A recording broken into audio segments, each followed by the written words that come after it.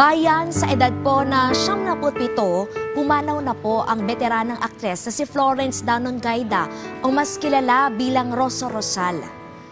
Nagsimula po ang kanyang makulay na karera sa industriya ng pinilakang tabing noong 1940s.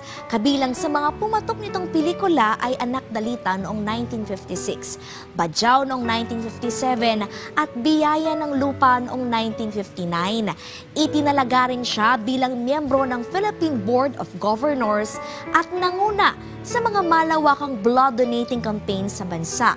Naging home network din po ni Rosa Rosal ang inyong pambansang telebisyon sa mahabang panahon bilang host ng programang Damayan. Sa ngayon ay wala pa pong inilalabas na detalye ang pamilya ng aktres kaugnay sa pagpanaw ni Rosa Rosal. Mula sa PTV, kami po ay nakikiramay sa pamilya at kaanak. Salamat, Miss Rosa Rosal.